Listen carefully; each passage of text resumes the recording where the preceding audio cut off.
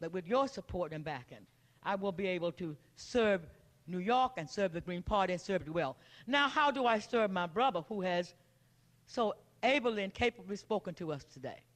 Howie, expect that I'll give you some national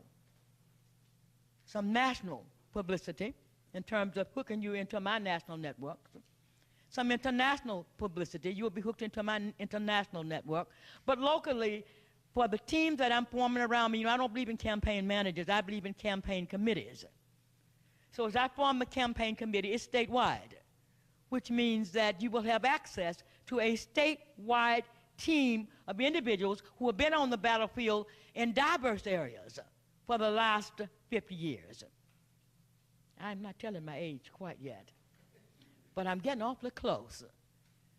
So that committee will be accessible to you. People in the media arts, people in the creative arts, people who are organizers, people around the death penalty, people around the issue of the unjust criminal justice system in the United States, people around the multiple issues that we are faced with.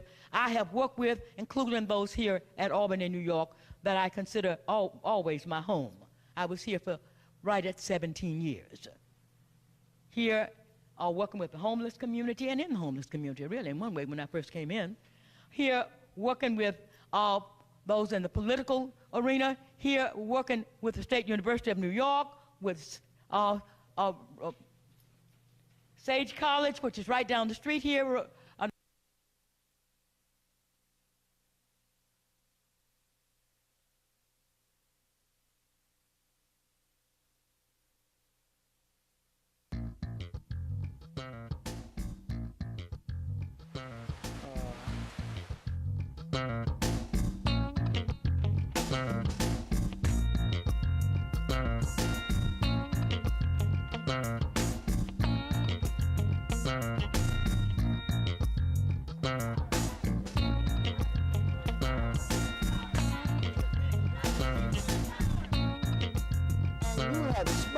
Into the fact where the victim is now the perpetrator and the perpetrator is now the victim. Mm-hmm. And that just drives me crazy.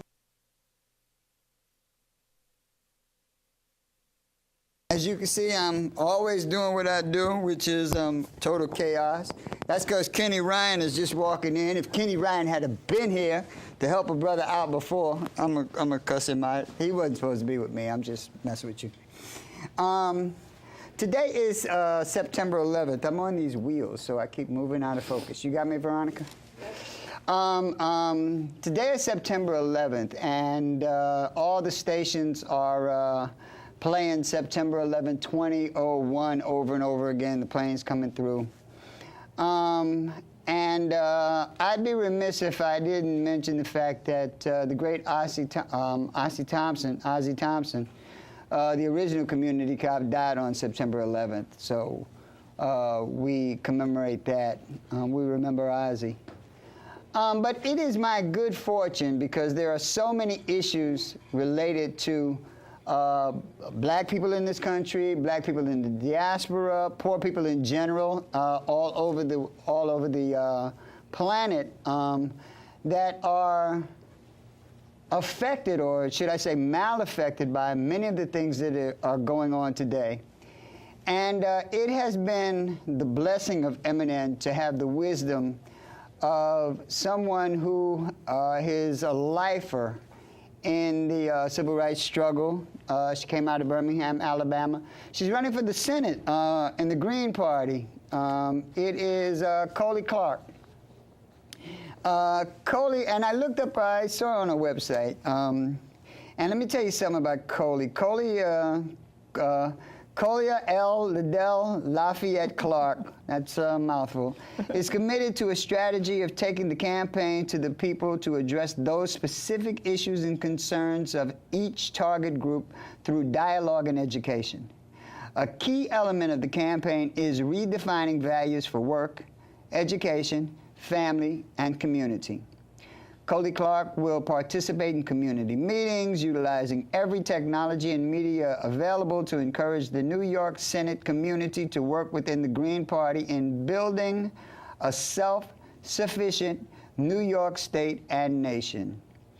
And we're going to talk to Colie Clark about her platform. We're going to talk to Colie Clark about her history. We're going to talk to Colie Clark until they tell us we can't talk to Colie Clark anymore. With that, I am so pleased to have you on 30 Frames a Second. You're a blessing and a boon to all of New York, and I'm just pleased as punch you're here. Well, Nat, you are wonderful. I've been watching your show for some time. I'm going to start calling in. You should. There's some excitement up in here. You should. But thank you so much, for having me, and I'm looking forward to it. And today is September the 11th. Right. On September the 11th, I was in School 13, Public School 13, in Brooklyn, New York, over in East New York. And today, wow, East New York. East New York. I did say East New York. Yes, the poverty that is East New York. Right, right. On that fatal day, and I was in a little room stacking books for the 5th graders. Wow. When the young person who was working with me, I love young people because they can run in and out. You know, we older people we are professionals. We stick to our duties. I know. Yeah. Young person ran in and out, and she came in and she said, "A plane just struck the World Trade Center." And I said, "Oh, how horrible." A few minutes later, she came in and she said, "A plane just struck." I said, "Wait a minute, what are you saying?" She said, "No, this is another plane." I said, "Oh, hell no, this is war." Yeah. And that is the feeling that I got. And from that moment on, as people who had family members in the Trade Center, were professionals, yes, but you get caught off guard sometimes. So there was a couple of classrooms that people were running out of, and I went into one, and the young man was sitting there, and he was shaking, a little chubby Puerto Rican kid, beautiful as ever, and he said, "They just bombed Vieques." So someone had let out, and the child had heard that there had been been something at the World Trade Center, and the child took it as a bomb. Right. And so working with them in that fatal moment and in that tragic hour, in a classroom with children, in a school with nothing but children, K through 5th grade, was my 2011. Yeah. But the empty spaces and the feeling that I was totally, the paranoid feeling came because I was in Brooklyn and they were closing everything and I couldn't call anybody. And there was word that something was happening in Pennsylvania, and I had a niece at Pittsburgh and a son at Philadelphia. I can't tell you, it was an experience that's wordless. I actually remember, and I'd be remiss if I didn't, especially sitting here in MNN Studios, did not say a word about a staff member that used to work at MNN, Celeste Victoria. She was active in the community. She had done shows with the mothers of slain children of police police violence, and she died in the World Trade Center.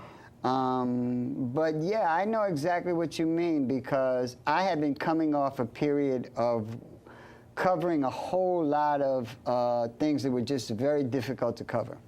Diallo and Dorismond and just on and on and on. And there seemed to be a break in the action. And I remember I was covering these kids, these talented kids who were in wheelchairs or whatnot, but they were singing and dancing, and they had a production group. And it kind of made me feel good. And I was getting ready to come to MNN to edit the footage and put it on, you know. And I turn on the TV, you know, in the morning because I like background noise while I'm getting ready. And I get the news that the first building of the World Trade Center was hit, you know, and I'm looking at the building and the smoke, and I'm just sort of like zoned out on it, you know. I'm hearing, but I'm not hearing. And I'm just sort of standing there in front of it. And a couple of minutes later, while the footage was running, the second plane comes around and slams into it. Oh my! You know. So you actually witnessed that coming around. Yeah, I'm just and it was then that it hit me that we're at war. You know, and I was expecting stuff to just start falling out the sky from everywhere. You know, it was. It was a strange, strange feeling. It was almost a feeling like I almost expected it because of the way we had conducted ourselves so badly in terms of human rights all over the, yeah, we had blood all over ourselves. Right, yes. right. So there was like a calm, but I was sort of resolved to the fact that for the first time in the history of the United States, the people of the United States was about to feel what war was truly like. So it was a strange, strange feeling. Well, let us not, as people of the United States, have to feel what war is like. Right. You know, but that means that we, as people of the United States, have to take responsibility for all this blood. We're up to our neck in blood. Right, right. And the blood of innocent people. Right. Whether it be Iraq, Afghanistan, all over Africa, other parts of Asia, 102 countries. Yes. We are now have troops in. And for what godly reason? That's why I'm campaigning for the Senate. I mean, we have got to end this cycle of psychological madness and violence that has lasted now since almost the inception of the country, because at its 1803, Governor DeWitt Clinton in New York was breaking the treaty agreements from the 1792 Bill of Rights. Mm-hmm. Among them, we talked about that first, those three compromises, not the Bill of Rights. The third compromise was with the indigenous tribes, that we would respect the treaties. Yeah, yeah. And in 1803, he's begun one of the worst, most fierce cases of genocide in the history of this nation. Right. It was so bad upstate, especially there in the Keene Valley and back over to the lakes over there, the Finger Lakes. Right. In the Finger Lakes, they not only killed the Indians, but they stripped the skin with fat from the body and wrapped it around themselves to stay warm.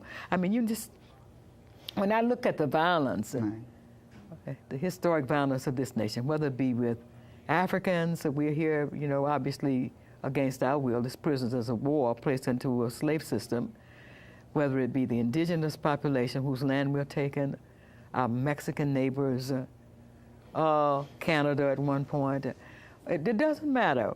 We have to come to grips with this psychological syndrome that has lasted for hundreds of years. And it's our responsibility. We've tried in many ways, but we have the responsibility, not just as politicians, because politicians just mean that you're the voice of people. Well, let me say this about you. You come out of Birmingham. I come out of Jackson, Mississippi. Jackson, Mississippi. Birmingham is where I took that terrible beating. Right. So you have an old school, almost forgotten methodology toward revolution. I mean, you truly fight for love. Yes. And a lot of us have forgotten how to do that. We've lost the love somewhere along the way. We fight because we're pissed, We'll fight because we're tired of serving, But in a lot of instances, we've forgotten how to love each other, while we fight to better each other. There are some unique things that have happened that are sort of like are related to 9/11. One of the things that has happened is well, they killed Osama bin Laden, but they also killed Muammar Gaddafi. Yes. Haiti is devastated, and yes, kidnapped the president. Right. Mm-hmm. Kidnapped the president of Panama. Whether we like Noriega or not, it's not an issue. He was the president of a sovereign nation. Right. With all the rights associated with that. Hey, I'm going to ask you to talk to us about Libya, and I'm going to ask you to talk to us about Haiti. And we're going to come back to the issues that we face here in the country. But you are so intrinsically involved in the struggles of people all over the planet, you know, especially Haiti and Libya, and especially let me talk about Haiti first. We really should start with Libya. It's Crucifixion, your as show. I You say, the start where you crucifixion of want Muammar Gaddafi. Let us start, though, with Haiti. We start with Haiti because it's actually the first democracy on planet Earth. America touts itself as a democracy, but no slave state can, in fact, be a democracy. And the United States was not only a slave state, but a state engaged in the colonization of the indigenous population of the land, and that meant also the murder and slaughter of those people. But Haiti, beginning in 1792-93, breaks into the revolution with Toussaint Louverture, but not before they have served in our war for independence. Right. Haiti comes a lot here, of people don't realize that. Blacks from Haiti come here 15,000 strong twice. And not only that, but they give the credit to the white Frenchman Lafayette. Lafayette, yes. Right, Lafayette. Whose name I but it wear. was actually the Haitian. Right. Yeah, that's right. yeah. It actually was the Haitian army who did the fighting, not the French. That's right. But that's right. It's in the history books, they always. They'll also say that Napoleon lost the war in Haiti to because of yellow fever. I mean, you know, it's just the racist madness that we get with time. But Haiti beginning in that moment in 1792-93 begins on a trek with African slaves. A few indigenous people are perhaps left. But more than likely, most of the Taíno Indians are now dead. And what we have are the African slaves in the wealthiest colony in the Western world, a colony envied by all of the colonizers of the Western world, envied by Britain, envied by Spain, envied by the United States of America. All of them envied this colony because it was so wealthy. From sugar production to rice, whatever. This is a wealthy colony. And sugar financed the slave trade. Sugar to rum to slaves. Sugar to rum to slaves. Oh, thank you. So this colony goes into uprising. Its initial leader, Toussaint Louverture, a polished man, but not a man with the ancient African wisdom of the brothers that will follow him.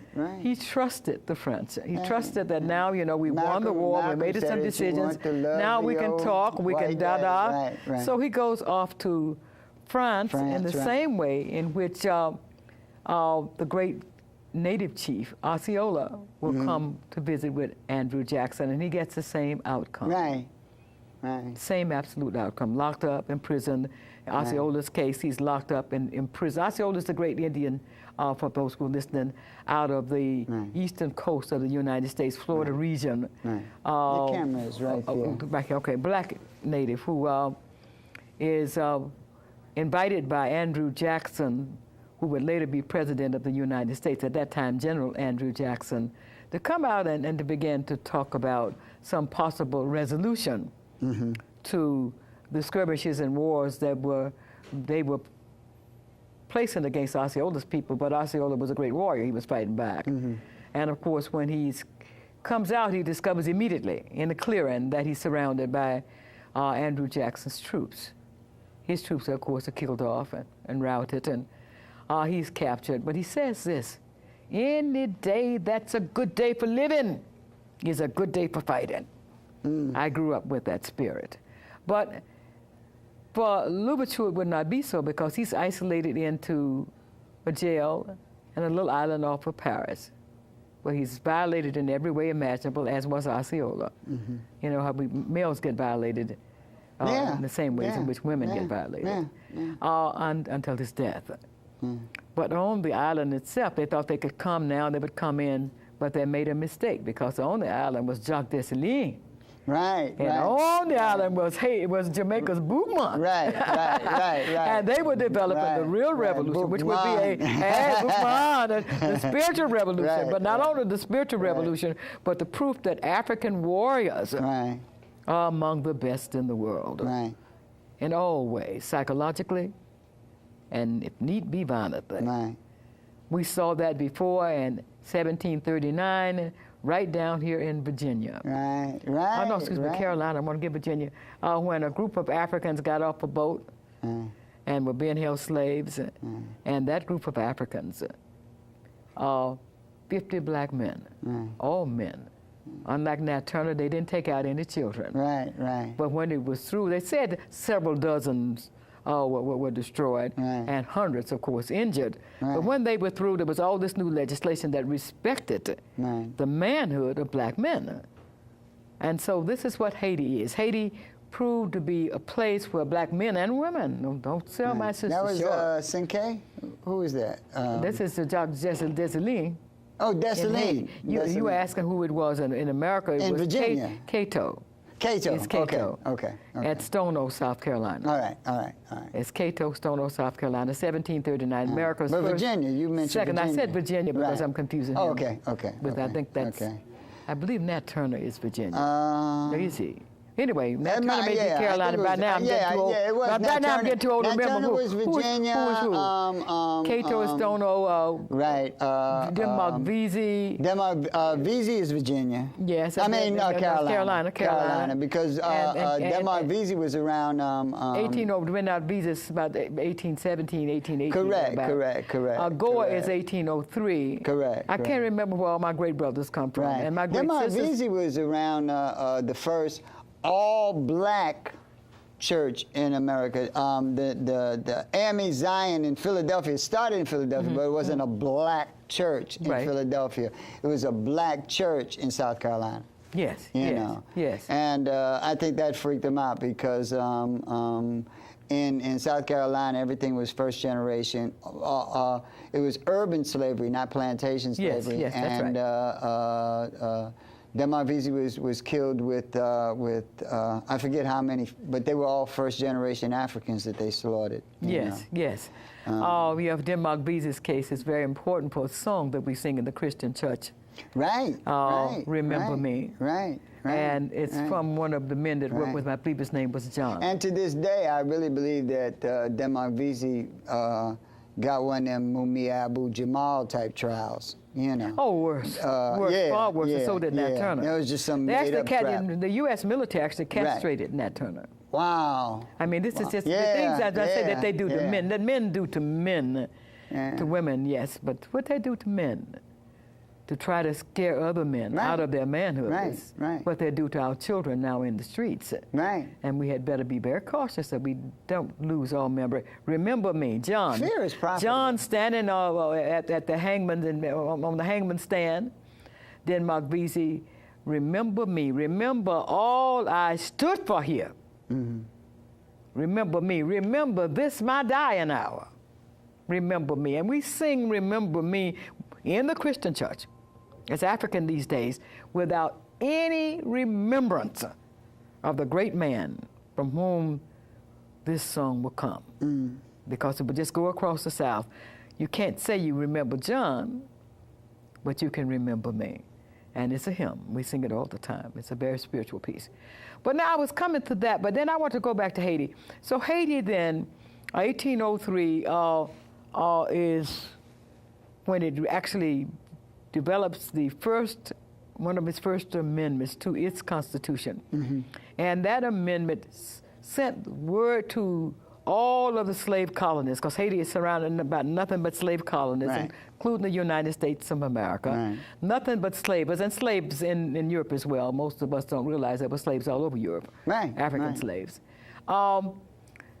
It said that Haiti would welcome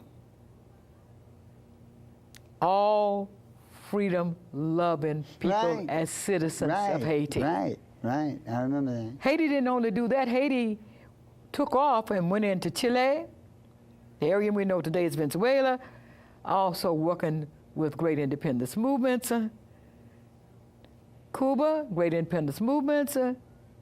Grenada stood up. I mean, all of Haiti didn't just stand still. In other words, these Africans who had been enslaved understood that their freedom depended on what? The freedom of their cousins left behind where I grew up. And I grew up in Jackson, Mississippi, which was known as Le Fleu's Bluff when the French was there. Because they took all of those, 1803 is when they're selling off all of us Right. Selling the so-called Mississippi Territory because France desperately needed the capital. Napoleon needed the capital, so he sells the Mississippi Territory, the Louisiana Territory, however one wants to think of it. So these Africans, many of them, those of us in the South, went back to Haiti with the French as slaves. Some of us went back in other ways, but most of us were with the French as slaves. And so this is Haiti. Haiti is a valuable part of us. They paid a heavy price with for the that. first They did the education right systems, thing, by but they paid a 1807, heavy, heavy 1808, they're price. talking about public education. Right, right. And then to measure Haiti against the rest of the Western world, not just that it's the first democracy. Now, we talk about wonders of the world, and there are 7 great wonders of the world. Yeah. And the Citadel. Hey, thank you. And in the last 1,000 years, there's been only one great wonder, and it sits at the top of a mountain. The Citadel. Haiti. Yes. Yeah, in Milo. That's right. Yeah, I went to the Citadel. Did you? I've got to go up there. I've never been up there. It's always challenging. Man. I'm always challenged the other way. It's this very, it's up the mountain, but it's this very narrow pass, and you get up there on horses. And it's kind of frightening for a city boy like me because I've not been on a horse, and they're leading the horse up slowly, and I'm looking over, and it looks like just, if you fall, it's like forever. And those horses raining. are mules now, city boy. Well, they're kind of mules kind of horses. They're the strangest looking things I've ever seen. Probably donkeys. It's a mule horse thing. Well, that's a cross between a mule and a horse. Okay. You get. But you go between a donkey and a horse, you get a mule. But one of the things I marvel at is when you go to like Caribbean islands, how in touch with nature and in touch with animals and in touch with the world that even young people are. I mean, you go to the Caribbean, you go to St. Croix, you go to any place, Haiti, kids ride horses bareback like it's, nothing. And Welcome to Mississippi. Welcome to Mississippi prior to 1960. Alabama, any of the Southern Territory. Yeah, we were at the top of the Citadel, and it is truly amazing. I mean, they were doing things that had not been done before. The plumbing system, they were replacing Africa that we have not been told about into the Western world, because they found even towns in Africa that had electrical light systems and street lights and all that kind of stuff. So all of these lies that have the stuff that has happened across time. And the art, Henri Christophe had built all this stuff that he patterned after France again. So he had all these sculptures and whatnot all over. It was a remarkable civilization. We underestimate ourselves. Yes. They don't seem to underestimate us as much as we underestimate us. Not since 1966 have they underestimated us. Right. Because they thought we were dead as Africans until 1966, and somebody said Black Power. And if you will recall, overnight, we didn't have any patterns for dresses. We didn't have any patterns for dashikis. Overnight, we were done out in our African dress, our African hairdo. Everything came overnight. It was a wonder. Within 2 weeks, we were Africans again, walking with pride. But Lord, it didn't take long for them to come along with Superfly and wipe us back into the dust. Now you talked about Haiti. Now I want to go to Haiti. Haiti today. 1843. Yes. Because you talked about Toussaint Louverture, and his mistake in trying to develop a civilized diplomatic relationship with France. Fast forward today about trying to cut a deal with the devil, and how that works out. It is ironic today that the person that was designated to establish relations with Haiti is Bill Clinton. Juxtapose the history of Haiti to what Haiti is going through today, and the financial hardships, the infrastructure, the things that were done to Haiti to turned them into a society that couldn't even feed themselves, and some of the things that went on. Well, let us say that as of 1843, Haiti had to begin to pay France reparations. Reparations. That's after having defeated the British. Right. Of course, the French. Now, what were the reparations for? For having freed themselves from slavery. For having freed themselves from slavery. They now had to pay. Really understand and so what the France saying. argues that, well, they lost their property. Okay. Okay. The African was a property. They also lost Haiti. I want the viewers lost to the really hear plantations. what she's saying. So Haiti isn't the only one Right. that pays reparations to France. So does Guadeloupe, which is in a major struggle today with France. It's called the department. It's still a colony. So does Martinique. I mean, so Haiti is not the only one. Wow. This is a common pattern in history. Wow. You force those who have defeated you when you got enough buddies, like Right. the United States, And Great all of Britain, Europe. and Right. all of Europe Right. around you, and of course, some of these colonies were Right. not friends. Right. When you got them all Right. around you, then you can force this kind of an action, and that came to Haiti. In fact, Haiti's kidnapped by the President Aristide, kidnapped by the United States and taken to a military dictatorship in Africa. This president had begun to demand that France pay the $20 billion it owes Haiti. Which You're talking about stripped Aristide? Haiti. Yes, Aristide. Correct. As a result of that deal forced upon them by the United States and Great Britain, along with France. Right. So that is one part. The other part is we got to understand that Haiti is an island that sits in the sea, in the Caribbean. It's always had storms. Right. Right. But in right. 2009, Haiti had 4 storms, Right. back to back. Right. Between the last days, I think this is maybe August the 27th, the 28th, and the Right. 1st of September. Right. Devastated the landscape. Haiti was already being devastated. We know Bill Clinton in the 1990s, he has confessed, the President of the United States confessed to destroying the rice crop. of Haiti Correct. So they as had- President of the right, United right. States. So that they were forced to buy rice from From the United States, from the United and States, as particularly opposed to from grow his it. state of Arkansas. Correct. Correct. We did correct, that with correct. So Vietnam. they couldn't feed themselves. You know, the Asia used to be called the rice bowl of the world. Anybody that studied geography Right, remember that in the 50s Right, and up until right, Vietnam, right. Asia was the rice bowl of the world. Right. Today, the United States Right. is the rice also, bowl of the I world. would be remiss if I did not mention the fact that it's true that Haiti sits in the Caribbean. It's always Yes. had storms, but Haiti has been clear-cut. The foliage from the top was clear-cut so that they could grow That's right. coffee and sugar. So they destroyed the natural, just like the same way they did in Louisiana, Sure. destroyed the natural boundaries to the rainwater so that Haiti was defenseless from the elements, could not feed itself, still in debt from reparations from 1843. So that, like my mother used to say, stuff happens, but stuff don't just happen. That's There's a series of things that was done to Haiti to bring them to this condition. The You know. biggest of those is when we landed our troops in Haiti in 1915. America invaded Haiti in 1915. Right. Right. America remained in Haiti until 33. She was there for 19 years. Right, right. So 34. Right. 34 Geckos, years. what do they call them? The cowboy revolutionaries. I call them U.S. Marines. Right, right, right. And U.S. Navy. Right. All from the South. Right. They only sent Southern troops. The mass murder of thousands of Haitians. They forced the president to. America wrote up a new constitution for Haiti. Right.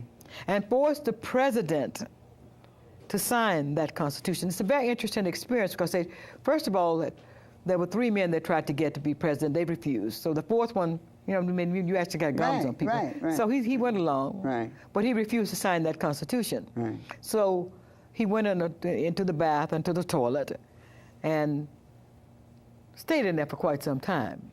So they went up on the roof and actually came through the roof into the toilet and made him sign the Constitution sitting on the toilet seat. Wow. U.S. Marines and Navy. America took Haiti's gold. United States of America, talking about blood on our hands, took Haiti's gold, this struggling nation, which was struggling in all of its areas, struggling with its politics, because Haiti just didn't seem to be able to stabilize itself after the downfall of Christophe. So struggling with its politics, struggling with its economy, struggling with its social life, we take their gold away and gave it to Citibank. And Haiti now wants Citicorp to return its gold. The United States of America did build the narrow roads that we see in Haiti. That's built by America for our own convenience to be able to get about. But that's all we did in Haiti. Except for death and destruction, America was a far worse enemy to Haiti than France ever was. Because our enemy ship come down through all of its presidents that follow, we have been technically in charge of Haiti since 1915. Many of the biggest financial institutions in America, and now it's a global capitalist market, so you could say in the world, stems from the slave trade. That's correct. Either financing it or in some way capitalizing from the slave trade, the global slave trade. You know, Citibank. Well, most of them were. Most of them. Let's face it, if they were around in 1803, right, before, they were connected directly to. So we look at American Tea, National Tea, many of these companies still stand. I mean, you go right down most of our corporate banking institutions. That's why Thomas Jefferson said in 1803, 1803 is an important date in history. It keeps coming back, doesn't it? Haiti, 1803. The indigenous people being destroyed in 1803. Thomas Jefferson says to the then Treasurer of the United States, the first one, I believe that's Alexander Hamilton, who serves that purpose, that beware of the banks.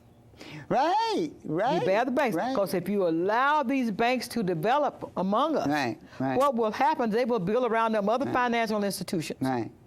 And before it's over, they will take our property, our land, and reduce not only our children to poverty, but possibly slavery. And that is what we face today. These same financial institutions that have become people.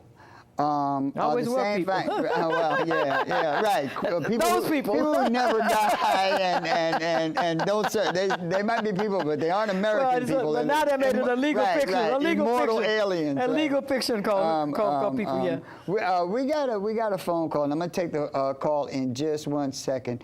But I just want to say, those same financial institutions are now the financial institutions that are financing the campaign to vastly inhibit voter, the ability for blacks and poor people to vote all over the country. They're the same people who destroying my work. Right, who are behind the elimination of jobs all throughout, especially in the public sector, out to eliminate the public sector, privatize schools, privatize prisons. Yes, privatize even sewage up at Syracuse. Correct. Privatize, we have a call. We'll take the call because I could just listen to this this extraordinary woman. Well, I'm looking for your caller. Hello, caller. All right, caller, if you're there. Not yet. All right, there. Pull the speakers up a little bit. I got Veronica looking here. She's okay. We're having a little technical difficulty. So hello. Oh yeah, caller, we hear you. Okay, two of my favorite people in the world are giving us a history lesson that is really sounds like my Harold channel. And there's Harold. Yeah. What a historical lesson. You guys are like top of the line. Thank you very much for that. Nat, I'd like to try and catch up with you later sometime today if we get a chance. And then, Coley, I wonder if maybe you could segue at some point over to Libya, because you began talking We're headed about in that direction. All the very best. I'm going to hang up and let you two scholars extraordinaire respond. Okay? Okay, thanks a lot. Good to hear from you. Well, I want to say that today, a conference in Brazil, very recently, I believe that conference was July, where they're asking us to be able to support Haitians, all of the unions of Haiti, those autonomous workers unions and other unions out of Haiti, to come here the 1st of October to be able to meet with UN officials. We met with the International Liaison Committee, and others met with union officials and with the leadership of the International Commission that met in Haiti in 2009 for the purpose of looking at all of its issues. We met with them last July, and at that time the UN agreed with us that the issues were taking place, not necessarily always with how. Certainly didn't agree that it was committing mass murder in Haiti. It didn't agree to certain things. Yeah, but we want Haiti to come here. And so it's important that my viewers know that we have to finance this. These people in Haiti don't have the money. So look for the Guadeloupe Haiti tour, and we have to finance these people coming here and meeting with us. And I will continue to do my work around Haiti in terms of making sure that the United Nations is out. Oh, you mentioned the United Nations. When I was in Haiti, first of all, there's so many misconceptions about it. When I was in Haiti, and I wish I had brought some of that footage, but I didn't. One thing I realized as soon as I got there, these are some of the most beautiful people, some of the most welcoming people I've ever seen in my life, despite it all. Despite it all, yes. And there seems to be this wall of corruption around Haiti that no matter how good your intentions are, no matter how much you try, it's very difficult to do anything because the money will never get to them. The UN has the whole place on lockdown. I mean, I was there. They had tanks pointing howitzers up at shaking down little buildings and whatnot. Yes. It was just an amazing, amazing experience. And it seems even the NGOs pocket all the money, and you know it's just so difficult. There is so many people of goodwill. $10 billion. Less than $5 billion has reached Haiti. Correct. And the question is, how was that $5 billion spent? Right. Whose pocket did it go in? And our president, who destroyed Haiti's agriculture, is a UN's representative for Haiti. Often referred to, Bill Clinton is often referred to as the president of Haiti. And it may very well be, because when we were there with the International Commission of Inquiry, we also interviewed the United Nations officials. We went there, we met with MINISTER, as it's called in Haiti, with that lead general out of Brazil, and Brazil still has a lead group there in terms of the military presence and the troops on the ground. But we met with that group, and he made it plain that MINISTER runs Haiti. Yeah. And if MINISTER runs Haiti, and Bill Clinton is the official representative of the United Nations, and MINISTER is the United Nations troops, then Bill Clinton is the president of Haiti. And that's really the only thing that prevents Haiti from being on its feet is this wall of evil that is just determined to suck it dry no matter how much anybody tries, because Haiti is a small country, the solutions are available, the capital is there, but you can't break through this wall of evil, and it becomes so depressing. As a matter, they even have this campaign to make you think that Haitis are just barbaric people that, you know. No, what a lie. And it's all a bunch of crap. It's just a pure lie. One of the things we have to be clear of, we got to get the United Nations out. The United Nations is about cholera along with all kind of other crimes to Haiti. Right now, right at 8,000 people are dead from cholera as of July, and I was looking at the CIA's report, and I don't trust it. American government, but oftentimes you can go and at least get some idea of what's going on. But what is important is that we, as individuals in the United States who owe Haiti a national debt that we Africans in the United States cannot pay. In 1861, when the Civil War broke out here, Haiti sent in 15,000 of our black sons and daughters to fight here on our battlefields, to die here on our battlefields for the end of slavery for Africans in the United States of America. Whether you call yourself an African American, a black American, or still call yourself a Negro, it doesn't matter. These are the people they fought for. Your butt was grass without hate. Yeah, they fought for us. We have another call. I want to give you a chance to speak. And then I want to talk a little bit about Libya. You can talk about anything you want. I just want to listen to you. Caller, if you're there, put the call through. How you doing? Oh, how you doing? You know, you're very interesting subject. You know, Haiti was the first black nation, you know, in the so-called New World, and the Europeans ain't let that go to rest yet. You know, Haiti, I've been there myself. And as soon as I got off the plane, people asking me for money, you know. And Yes. The Europeans just making Haiti pay for them standing up, you know. Yes. And what my man said about the crooked government, my ex-girlfriend was at 9/11. I've been researching that for the past 10 years. Planes didn't do it. That evil government that you're talking about, the Bilderbergs, the Bohemians, and all this stuff, you know. So you guys keep up the struggle. God bless you. And let's not forget Haiti. Never, never. Thank you, caller. You're welcome. Caller, check me out. Look for Guadalupe Haiti Tour. But check out Coley Clark. Look for just go online and find me. I need to talk to you, and I need to talk with a lot of you because we need to have Haitians here for the first week of October. Well, I have. Go ahead. No, I'm listening. No, I have the number, and I will. You know, it's very interesting. You know, we sleep, and we get so complacent. We want sneakers and cars and all that, man. There's more to life than that. No. Yes. So God bless you. You keep doing your work. Thank you so much. And I'm one of your soldiers. All right. All right. I need to see you. Thank you. Good day. All right. Now, we only have about 9 minutes or so left, so I want to make sure you... I want to talk a little bit about my campaign. Folk, I'm running on a campaign that's a freedom agenda for the 21st century.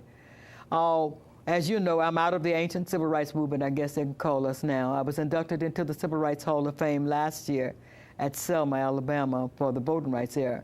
But we've got to remember they're taking away everything that we fought for. Mm-hmm. We fought for a United States into We fought for jobs. We fought for the ability to vote. We fought for other people's civil rights all over the world. We civil rights bill. Right. We fought for that. And that has now been worn down. They've worn down affirmative action to almost nothing. But in the last 10 years, they've been really hard up on destroying the work to build a Voting Rights Act that would allow us to participate in the political system. Right. So please check me out, because we are not just talking about going to the United States Senate. Right. We are talking about a constitutional Bill of Rights that would be voting rights, the constitutional right to universal education, the constitutional right to health care, the constitutional right to unionize and protect ourselves as workers. So we're fighting for that, and that's why I'm out here, because when I leave, win or lose, I'm still on the battlefield. Because we got an agenda in place to be able to say this is the agenda for the 21st century. This is the green option. But it's not green alone, because Robert Moses and others of the civil rights movement are fighting around this issue of the Voting Rights Act, fighting around the issue of a universal education. Right. Now let me get to the next piece, and that piece is Libya. I was in Libya last January for the first time. I've heard everything about Libya that anybody else has heard about, and probably more, because across the years I've had many a friend who's been in and out of Libya.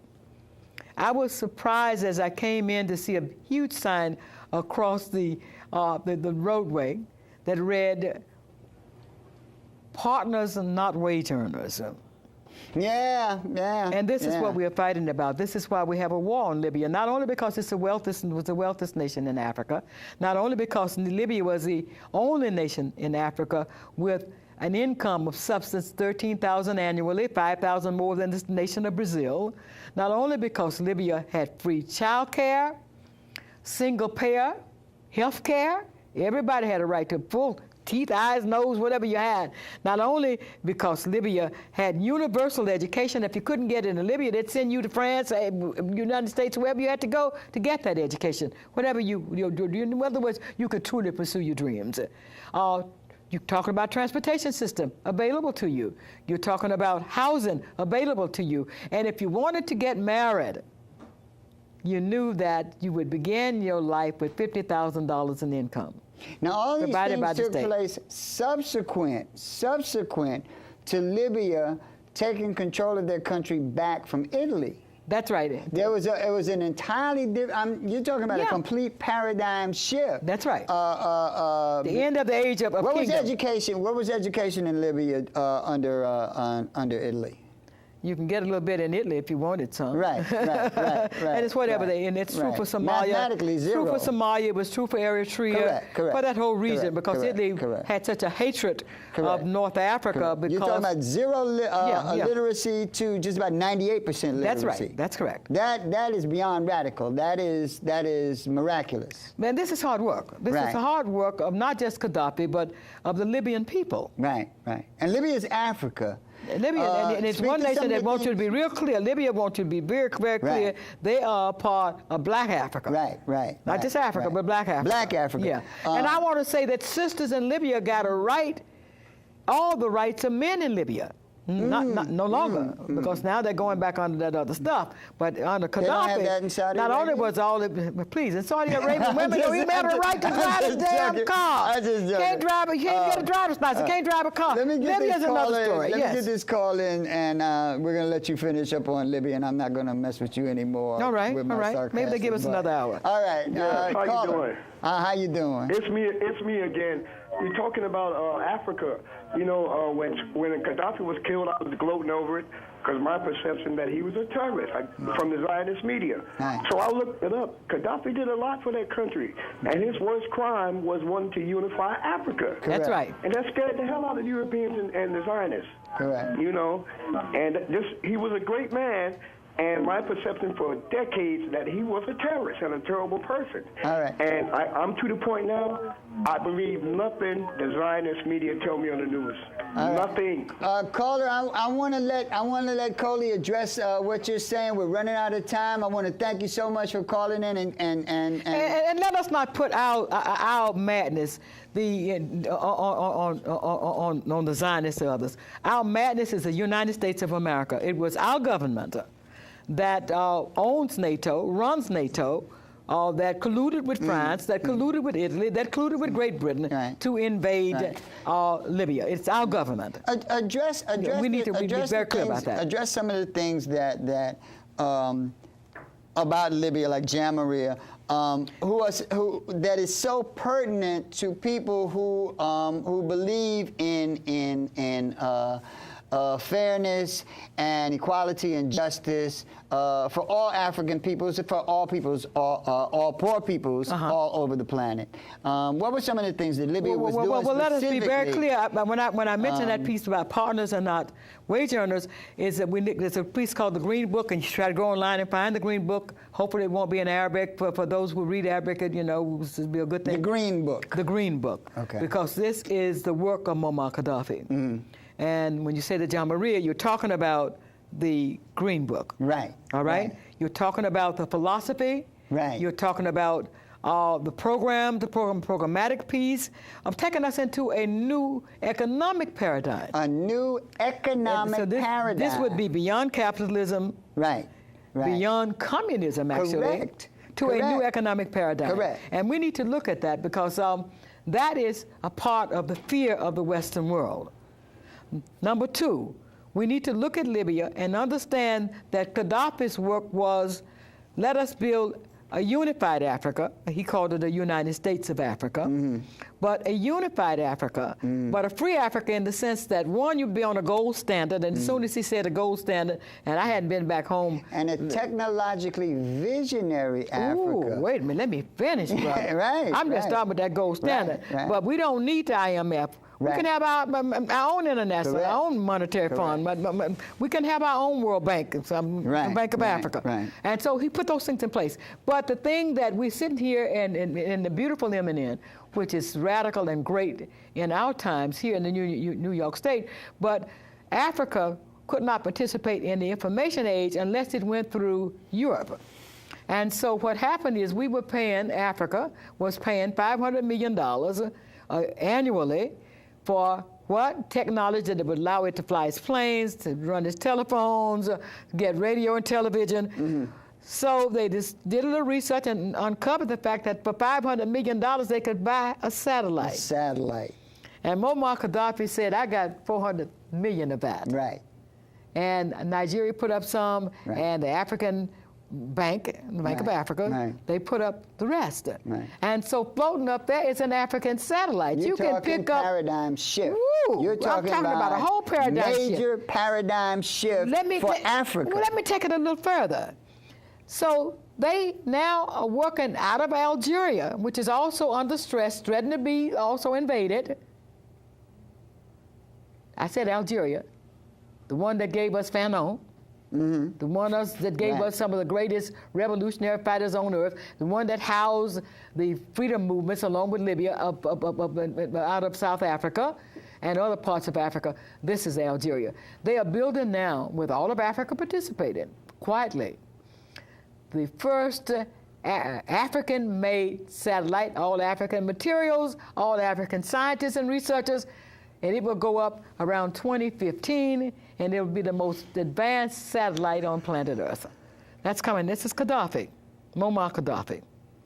We are talking about a man who was a visionary to the point where he understood that the children of Africa who were starved as a result of European colonization, and we blame Africa for what's happened to Africa. They didn't just take us out, and we don't seem to forget that that's when they lost us, they lost probably one of the finest group of African minds or world minds on earth. Right. We know that because America runs on black. I sit here beneath lights, and I think, well, Thomas Edison had something to do with that, but there's a black brother. That's right. Put a filament in that light. We talk about air conditioning, all of the basic things. This is the mind that came to the United States. This is the African mind. We're down to our last minute. I'm gonna have to get you back because freedom agenda, baby. You're just too good. But talk about what you're doing in the last minute or so. We're talking again about a constitutional right to vote, and I'm running against a senator named Gillibrand this time. Last time I ran against Senator Schumer, came in number 3, by the way. This time I ran against the sister senator, Kirsten Gillibrand, and this sister, along with our Senator Schumer, to show you how much they respect us, New York, on June the 23rd, despite New York's opposition, voted for the continuation of non-labeling, no labels, for genetically modified foods, that which we put on our table, that which our babies get in their formula, that which we eat every day. Our Senator Gillibrand did that. Senator Gillibrand in July went out into a bird refuge right out here, Jamaica Bay, to show you how much she respected us and respected the fact that Mother Nature gave geese the right to fly, gathered up 751 of those geese at the bird refuge, gave them some poison, and destroyed them. I need your vote. Coley Clark, look her up, C-O-L-I-A. I think they spelled it on her lower thirds. Make sure you look for her. We're going to have her back because she has so much information, far more than the hour will hold. I want to thank you so much for tuning in. We'll see you next week. 30 frames a second. Veronica Kidd, Lou Sierra, Sierra Whaley, Sheila Berry, Nat Wood. Peace, we out. Thank you again for tuning in. Coley, thank you so much. Thank you so much. We have to carry this on. We do. We need an open forum in the community.